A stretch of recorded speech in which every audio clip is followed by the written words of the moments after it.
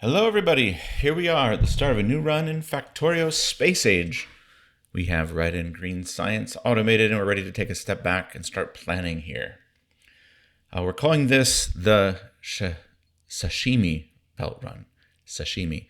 Now you probably have heard about a sushi belt in Factorio, these belts that have everything on them like the sushi belts you might see in some restaurants that go round and around. You just pluck what you want off it as it comes by. But you may not have heard of a sashimi belt. This is like a sushi belt, but a sashimi belt only has raw fish, while sushi are elaborate final products. So you might get a sense of the difference here already. A sashimi belt has the ores on them. That's right, we're going to mix our ores. We're not going to have smelting lines. Instead, everything is just in time.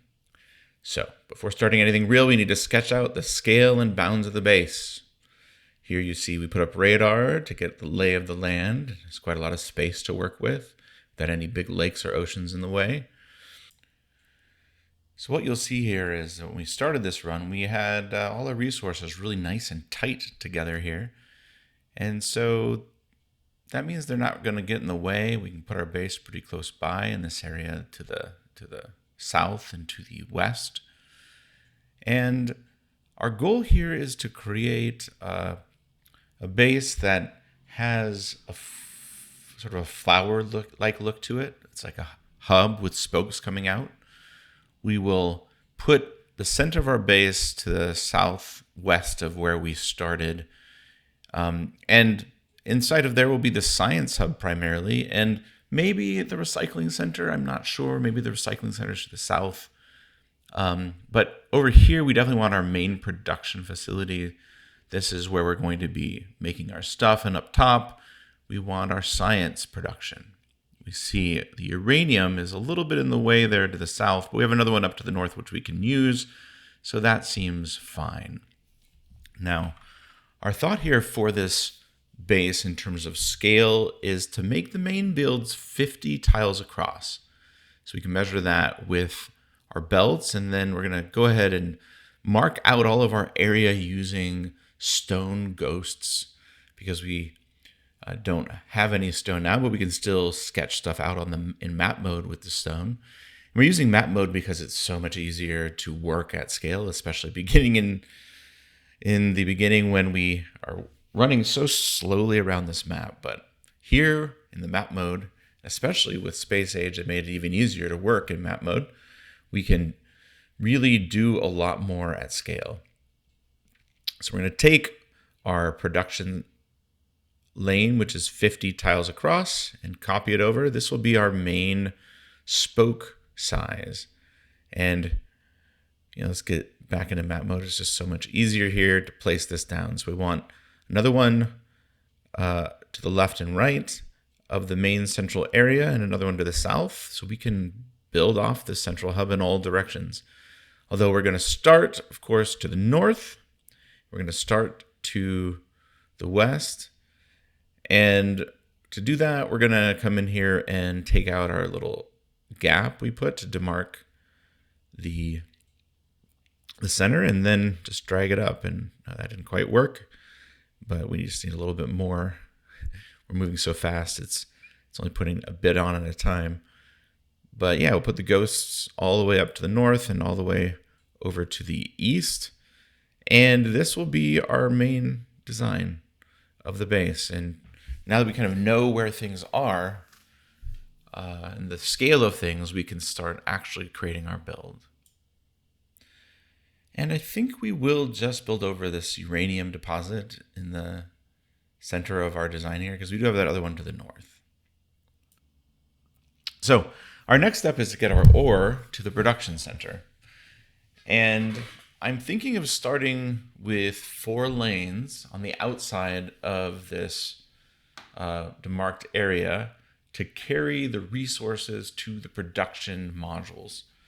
I'm going to start out by I don't know exactly how much space I need, but we're going to demarcate some space to start building.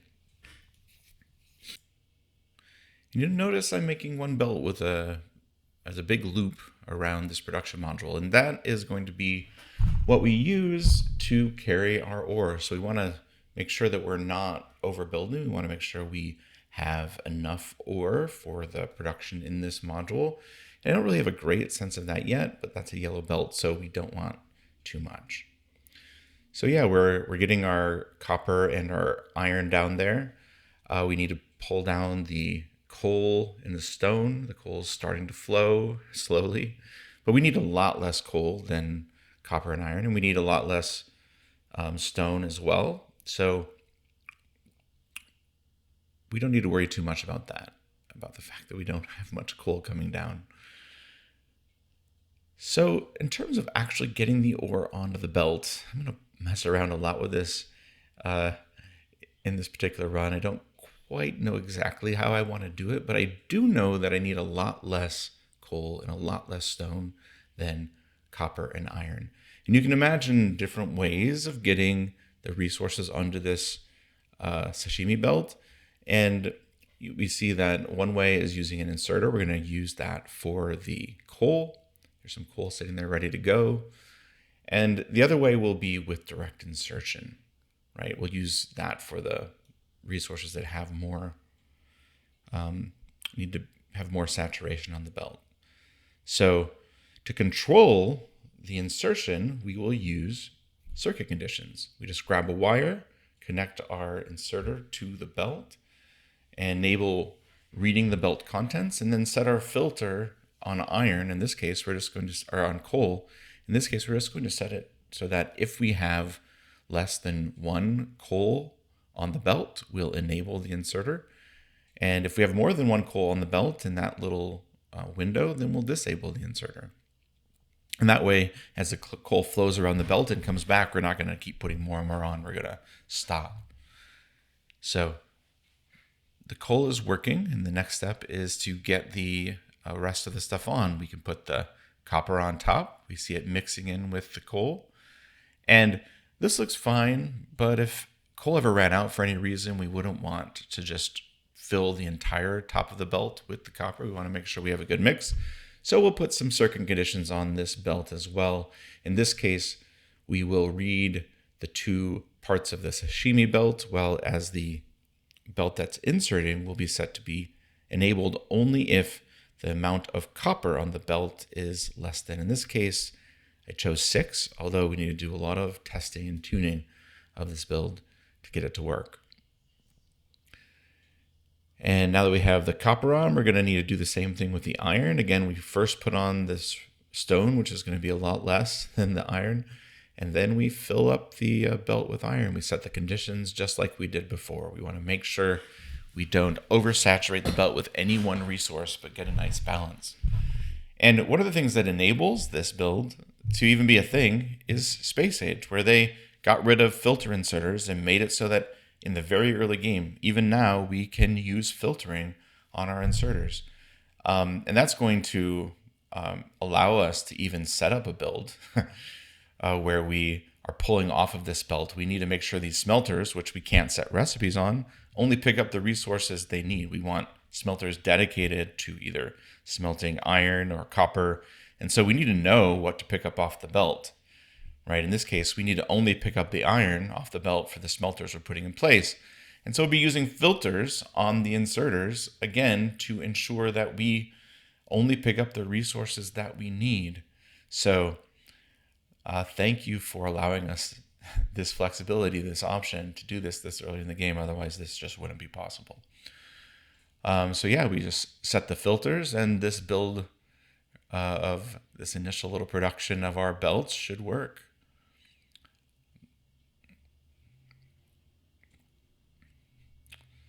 And of course, we shift left click and then shift right click in order to copy this easily across all of the inserters. So we see we're allowing both coal and iron in, and so we maintain only the iron plate recipe on those.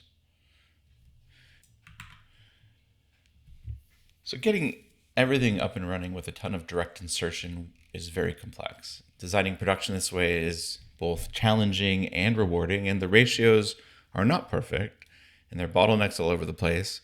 But I do think for our important builds, like science and space production, we will get closer to ideal ratios. But I do love the look of the sashimi belt going around the production buildings and all the smelters working next to the production buildings. There's just a lot of action happening on the screen. So now that we have some of our stuff being made for us, you see I made another module here to the right of the first one. We have, our belts, our power poles, some ammo because we are going to need to deal with those biters on the map sometime. Now that we have these things up and running, it's time to keep expanding. But the first thing we're going to do is go ahead and get rid of this starter base because we are done with it. It served its purpose. Just to show a little bit of deconstructing it. One of the reasons why I created such a small starter base is so that it would be not so bad getting rid of it. Now for the Science Center, I came up with this fun design that mirrors the base design in the sense that it has this sort of hub and spoke feel. And the Science Belt will be a sushi belt as well, not a sashimi belt. Science is definitely highly refined output, not raw fish. I feel pretty good about how this initial Science Center looks. 27 labs, definitely enough for the start of the game. And I think, I just love that it mirrors the base design. Now, the key thing to realize when speccing out a joint smelting and production center is that an electric or steel furnace has a base speed of 0.58, while a blue assembler has a speed of 0.75, and a green one has a speed of 1. So you can support 2 blue assemblers that need 1 ingredient per second with 3 smelters, right? So 1.5, like 2 times 0.75 is 1.5, right? And each assembler does a little over a half, so you need 3 for 2. Or if you're using green buildings, you're going to need 2 smelters per 1. Now, I've noticed that this 2-to-1 or 3-to-2 ratio is pretty common, which is what makes these combined builds pretty balanced and kind of aesthetically interesting and sort of easy on the eyes. And I try to get away with direct insertion where I can rather than creating a lot of buffers because I feel like it kind of just fits the style or the sense that I have of what this build is trying to accomplish. Although every ratio imbalance that you have, the small imbalances are amplified this way. Now, you see this build, we have 6 green buildings, 5 red. That is 1 science per second if we're using the green assemblers. And in general, we're just going for that as a target. A lot of bases do that, 1 science per second. Although our modules are going to get pretty big with the smelting mixed in. So on a module basis, I think we are going to need to do maybe a half a science per second target for the more complex science packs like blue and above. So green and red, finished. Now, just like before, we do need to create some circuit conditions to only enable our inserters to insert on our sushi belt for science if the belt doesn't already contain science of that type. Now, if you think about it, each belt segment holds 8 items. There are 6 types of science. So if you try to limit science to 1 science per belt segment, at least on average, then you can definitely hold all 6 types of science on 1 belt. And now it's on to black science. And for black science, we are first thinking about the size we need. Like how many machines do we need? How many smelters do we need? And after doing that, we can start our build with some confidence of approximately how much space am I going to need for this?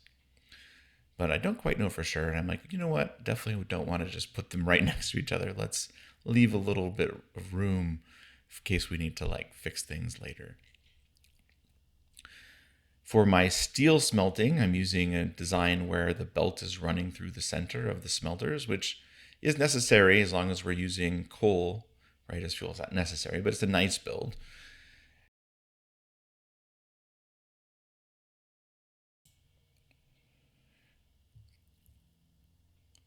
And we're getting close to being done with the build here.